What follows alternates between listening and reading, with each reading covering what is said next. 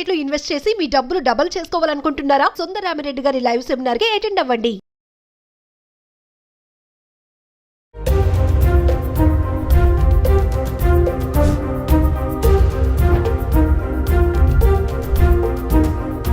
Hello viewers, welcome back to our channel. ప్రస్తుతం మనతో పాటు ఉన్నారు consumers affair committee chairman Mandadi Krishnareddy గారు. సార్తో మాట్లాడదాం. నమస్తే సార్. నమస్కారం అమ్మా. సార్, మోడీది గోల్డ్ మానిటైజేషన్ స్కీమ్ అని ఒకటి ఉంది. అంటే మీ బంగారం లాకర్లో నో సేఫ్టీ. అసలు ఈ స్కీమ్ గురించి ఒక్కసారి మా వ్యూవర్స్. అంటే ఇది మోడీ కన్నా ముందే వచ్చిందమ్మా. అది యాక్చువల్గా మోడీ టైంలోనే కాదు, మోడీ కన్నా ముందు కూడా ఇట్లాంటి స్కీమ్ ఒకటి తీసుకొచ్చారు. గత ప్రధానమంత్రి కూడా ఈ స్కీమ్ తీసుకొచ్చే ప్రయత్నం చేశారు. మానిటరింగ్ స్కీమ్ అంటే ఇక్కడ ఏమిటంటే, మన దేశం లోపల బంగారం ప్రపంచంలో చాలా దేశాల కన్నా మన దేశంలో చాలా ఎక్కువ బంగారం ఉంది. కానీ ఇతర దేశాల్లో ఉండే బంగారం ఏంటంటే, అది బ్యాంకుల్లోకి వస్తుంది, తర్వాత ప్రభుత్వం దగ్గరికి చేరుతుంది, ప్రభుత్వానికి దానికి ఒక రకమైన సంబంధాలు ఉంటాయి. అక్కడ ఎంత బంగారం ఉందనే విషయం ప్రతి ఒక్కరు డిక్లేర్ చేస్తారు. దానివల్ల ఏమవుతుందంటే, ఆ బంగారానికి ఇప్పుడు ఏ దేశమైనా ఒక కరెన్సీ ప్రింట్ చేయాలంటే ఆ దేశం నుండి బంగారు నిల్వలకు ఈక్వల్ గానే కరెంట్ ప్రింట్ చేసుకోవాలి. అలాగే దాని యొక్క వాల్యూ కూడా, ఆ దేశం యొక్క కరెన్సీ వాల్యూ కూడా ఒక రకంగా బంగారంతో ముడిపడి ఉండే అవకాశాలు ఉంటాయి. కానీ మరి ఇక్కడ ఏమవుతుందంటే, ఇండియాలో మిగతా దేశాలు చాలా దేశాల కన్నా మాక్సిమం మన దగ్గర బంగారం ఉండి కూడా మనం చాలా దేశాల కన్నా వెనుకబడిపోయి, ఇప్పుడు అమెరికన్ డాలర్తో పోలిస్తే మన రూపీ వాల్యూ ఎంత పడిపోయిందో మనం చూస్తున్నాం. ఎందుకు ఇలా పడిపోతుంది, ఎందుకు ఇలా పరిస్థితులు ఏర్పడుతున్నాయంటే, మన బంగారపు నిల్వలు బ్యాంకుల్లోకి రావడం లేదు, మన బంగారపు నిల్వలు ప్రభుత్వానికి కరెక్ట్గా మన ఇన్ఫర్మేషన్ ఇవ్వడం లేదు, ఎవరికి వాళ్లే కొనుక్కుంటున్నారు. దీంట్లో దొంగ బంగారం కొనేవాళ్ళు ఉన్నారు, ఒరిజినల్ బంగారం కొనేవాళ్ళు ఉన్నారు. పూర్వకాలం నుంచి వాళ్ళ తాతతండ్రుల దగ్గర నుంచి వస్తున్న బంగారపు నిల్వలు ఉన్నాయి. తర్వాత కొన్ని దేవాలయాల్లో టన్నుల కొద్ది బంగారం ఉన్నది. ఇప్పుడు కేరళలో మనకు చూసినటువంటి ఒక దేవాలయంలో కూడా ఎన్ని టన్నుల నిల్వ ఉందో అంత టన్నుల బంగారం బయటపడింది. ఈ బంగారాన్ని అంతా కూడా ఒకవేళ బ్యాంకు డిపాజిట్ల కింద తీసుకొచ్చినట్టయితే, బ్యాంకులో డిపాజిట్ చేసినట్టయితే, ప్రభుత్వ బ్యాంకుల్లో state bank of India deposit కానీ లేదా నేషనలైజ్డ్ బ్యాంకులో డిపాజిట్కి వస్తే ఈ నిల్వలు ఏమవుతాయంటే ప్రభుత్వం చేత గుర్తించబడతాయి. అంటే ప్రభుత్వం దాన్ని ఆర్థికంగా ఆథరైజ్డ్గా ఏం చెప్తుందంటే, ఇన్ని నిల్వలు మా దేశంలో ఉన్నాయి కాబట్టి, మా దగ్గర ప్రభుత్వం సంబంధంలో ఉన్నాయి కాబట్టి మేము ఇంత కరెన్సీ ప్రింట్ చేసుకోగలుగుతాం, మా డాలర్ వచ్చినప్పుడు మా విలువ పెరుగుతుందని చెప్పి డిక్లేర్ చేసుకోవడానికి ఒక అవకాశం కలుగుతుంది. కానీ దురదృష్టవశాత్తు ఏం జరుగుతుందంటే, 99% ఆఫ్ ది గోల్డ్ బయటికి రావడం లేదు. దీనికోసం ఏం చేశారంటే ప్రధానమంత్రులు, అంతకుముందు ఉన్న వాళ్ళైతే ఇంకా చాలా తక్కువ పర్సెంటేజ్ పెట్టారు. మోడీ వచ్చిన తర్వాత 0.5% నుంచి 1% మధ్యలో డిక్లేర్ చేశారు దాన్ని. అంటే ఎవరైనా బంగారాన్ని తీసుకొచ్చి మా బ్యాంకుల్లో పెడితే, ఆ పెట్టినప్పుడు వాళ్ళకి మేము మామూలుగా మనం బంగారం పెట్టి డబ్బు తీసుకెళ్తుంటాం. ఇది ఒకసారి పద్ధతి. గోల్డ్ లోన్ అంటాం దాన్ని. గోల్డ్ లోన్ కాకుండా గోల్డ్ మానిటరీ స్కీమ్ లో ఏమవుతుందంటే, గోల్డ్ డిపాజిట్ చేస్తారు. గోల్డ్ డిపాజిట్ చేసేందుకు గాను 0.5% to 1% లోపల వాళ్ళకి కొన్ని బ్యాంకులో కొన్ని వాల్యూస్ ఉన్నాయి. దాని ప్రకారంగా వాళ్ళు వడ్డీ పే చేస్తారు.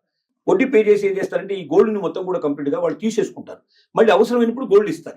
మనం ఎప్పుడు మనం వాపసు తీసుకోవాల్సినప్పుడు ఇప్పుడు గోల్డ్ ఇస్తారు. కానీ గోల్డ్ రూపంలో వస్తుంది, మనకు ఆర్నమెంట్ రూపంలో రాదు, గోల్డ్ రూపంలో వస్తుంది. మరి పాత ఆభరణాలు ఏవైతే ఉన్నాయో ఎప్పటికప్పుడు మారుతుంటాయి కాబట్టి కొత్త గోల్డ్ వస్తుంది, మనం చేసుకోవచ్చు. ఇది చేయడం వల్ల బాగుంటుంది. కానీ మోడీ వచ్చిన తర్వాత ప్రకటించిన దాంట్లో కూడా జనం ఆకర్షించబడలేదు. ఎందుకు ఆకర్షించడం? దీనికి 2 కారణాలు ఉన్నాయి.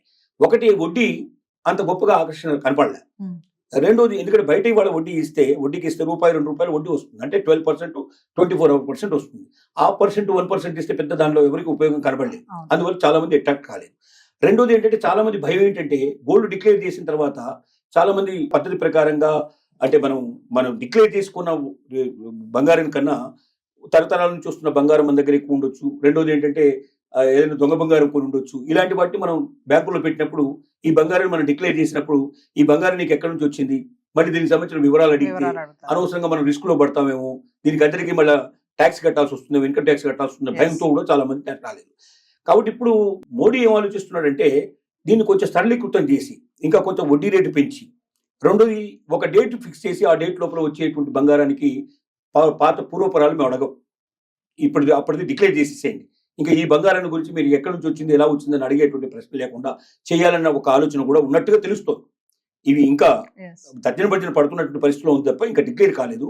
కానీ ఏదేమైనప్పటికీ దీన్ని కొంచెం సరళీకృతం చేసి, ప్రజలకు అట్రాక్ట్ అయ్యేటట్టు చేసి, అలాగే దేవాలయాలకు కూడా అట్రాక్ట్గా ఉండేట్టుగా కొంత డబ్బు ఎక్కువగా వచ్చేట్టు చేస్తే టన్నుల కొద్ది బంగారం బ్యాంకులోకి వచ్చే అవకాశం ఉంది. అలా టన్నుల కొద్ది బ్యాంకులకు బంగారం వచ్చిన రోజున భారతదేశం యొక్క రూపాయి విలువ చాలా పెరుగుతుంది. అలాగే మనం కరెన్సీ ఎక్కువ ప్రింట్ చేసుకునే అవకాశాలు ఏర్పడతాయి. అంటే మనకు ఎక్కడ కూడా మనం ఇబ్బంది పడకుండా మనం ప్రపంచంలో అగ్రగామి దేశంగా వెలుగొందడానికి ఒక అవకాశం కలుగుతుంది. దీనికోసం మానిటరింగ్ స్కీమ్ ని మోడీ రెండోసారి మొదటిసారి చేసిన దాంట్లో ఆకర్షణ కనబట్టలేదు కాబట్టి మళ్ళీ ఆకర్షణీయమైనటువంటి స్కీమ్ని తీసుకురావడానికి ఒక ప్రయత్నం జరుగుతుంది. అంటే దీనికి ఎవరు ఎలిజిబిలిటీ ఉంటారు సార్? ప్లస్ ఈ స్కీమ్ వల్ల బెనిఫిట్స్ ఏంటి? ఇప్పుడు బంగారం మన ఇళ్లలో ఉంది, నగల రూపంలోనే కాకుండా కొన్ని ఊరికే వేసి పడి ఉండేటువంటి కూడా ఉంటాయి. అంటే వాటిని రెగ్యులర్ గా ఎప్పుడూ పాత వాడకుండా ఉంటాయి, ఉండేవి. వాడకుండా ఉంటాయి. తర్వాత ఎక్కడో విదేశాల్లో ఉంటారు పిల్లలు, ఇక్కడ బంగారం పడి ఉంటుంది, వాడు తీసుకెళ్లరు, అలాంటివి కూడా కొన్ని ఉంటాయి. కొంతమంది చనిపోయిన వాళ్ళ యొక్క గుర్తు కింద దాచుకునేటువంటి వాళ్ళు కూడా ఉంటాయి, ఇలాంటి బంగారం ఉన్నాయి. ఈ బంగారం వేస్ట్ గా పెట్టడం కన్నా దీన్ని బ్యాంకుల్లో చేరిస్తే, మానిటరింగ్ స్కీమ్ కింద చేరిస్తే ఎవరైనా చేర్చొచ్చు. దీనికి ఎలిజిబిలిటీ అంటూ ప్రత్యేకంగా ఏం లేదు. కాకపోతే ఏంటంటే భయం ఏమిటి, ఇది ఇంతకుముందు డిక్లేర్ చేయని బంగారాన్ని ఇప్పుడు కొత్తగా డిక్లేర్ చేస్తే ఏదైనా ఇన్కమ్ ట్యాక్స్ పడుతుందేమో దీని మీద అనే భయాలు ఉన్నాయి. ఈ భయాలు తొలగించగలిగితే, అంటే యాజ్ ఆన్ దిస్ డేట్, ఈ డేట్ వరకు, ఈ 2025 మార్చి 31 వరకు మీరు డిపాజిట్ చేయండి, ఈ 31 మార్చి 2025 లోపల మీరు ఎంత బంగారం డిక్లేర్ చేసినా ఆ బంగారం ఎక్కడి నుంచి వచ్చిందని మేము అడగం అని ఇలాంటివే ఉన్నా పెడితే, లేదా ఒక వ్యక్తికి ఇంత అవకాశం కల్పిస్తున్నాం, ఇంతవరకు మీరు పెట్టొచ్చు అనేటువంటి ఏదైనా డిక్లరేషన్ ఇచ్చి ఈ 1% 1% నుంచి కొంచెం ఇంకా పెంచి దీన్ని 2% అట్లా తీసుకురాగలిగితే డెఫినెట్ గా చాలా మంది ఆలోచించే అవకాశాలు ఉన్నాయి. చాలా మంది పెట్టి ఊరికి నేను ఇంట్లో పెట్టుకున్నాక దాని మీద డబ్బు వస్తుంది కదా, ₹1 కోటి పడుతుంది అనుకోండి, ₹1 కోటి అంటే ₹2 లక్షల సంవత్సరానికి వస్తాయి, ఆ డబ్బులు ఎక్స్ట్రా వచ్చినట్టే కదా, ఇలా ఆలోచించే వాళ్ళు కూడా చాలా మంది ఉన్నారు. కాబట్టి ఈ రెండు చేయాలి. ఒకటి ఇంట్రెస్ట్ రేట్ పెంచాలి, రెండోది ఒక డేట్ ఇచ్చి ఆ డేట్ లోపల మేము అడగం, వివరాలు అడగం, మీరు ఎక్కడి నుంచి వచ్చినాయని అడగం, ఇది మీదే అని మేము డిక్లేర్ చేస్తాం. పైపెచ్చు గతంలో లెక్కలోకి రాని కూడా ఇప్పుడు మీరు లెక్కలోకి తీసుకోవచ్చు, దానివల్ల మీరు ఇంకా సేఫ్టీ పెరుగుతుంది అనేటువంటి అవకాశాన్ని కల్పించినట్టయితే డెఫినెట్ గా ఈ స్కీమ్ సక్సెస్ అయ్యే అవకాశం ఉంది. ఈ స్కీమ్ సక్సెస్ అవ్వడం వల్ల దేశం ఎంతో పురోగమించి ఎంతో అభివృద్ధి పదంలోకి రావడానికి, ఆర్థికంగా ఇంకా బాగా నిలదొక్కుకోవడానికి, రూపీ వాల్యూ పెరగడానికి, మనం కరెన్సీ గట్టిగా పడడానికి ఇవన్నీ అవకాశాలు ఏర్పడతాయి. అంటే మన దగ్గర ఉన్న బంగారంతో మనం డబ్బులు సంపాదించుకోవచ్చు అంటారు. డబ్బు సంపాదించడమే కాదు, దేశానికి కూడా ఆర్థికంగా నిలదొక్కునే పరిస్థితి. అంటే అమెరికాతో పోటీ పడడం, ఇతర దేశాలతో పోటీ పడే స్థాయికి మనం చేరుకోవడానికి మనకు అవకాశం ఏర్పడుతుంది. మన రూపీ వాల్యూ వాళ్ళు ఎంత పడిపోయింది, $1కి $80 పైన వాళ్ళు మనం కడితే గానీ $1 వచ్చే అవకాశం ఉంది. కొన్ని దేశాల్లో ₹2కి ₹1.5 కూడా డాలర్తో ఈక్వల్ గా ఉంది. అంటే ఆ దేశాలంతా అభివృద్ధి చెందాయి. ఆ దేశాల్లో ఉండే బంగారం అంతా కూడా ఏదో ఒక రూపంలో బ్యాంక్ కానీ ప్రభుత్వానికి కానీ చేరుకొచ్చే అవకాశాలు కనపడుతున్నాయి. మన దగ్గర ఆ పరిస్థితి లేదు. ఇక ఆ దేశాలతో పోలిస్తే మన దేశంలో 10 రెట్లు కాదు 100 రెట్లు ఎక్కువ బంగారం ఉంది మన దగ్గర.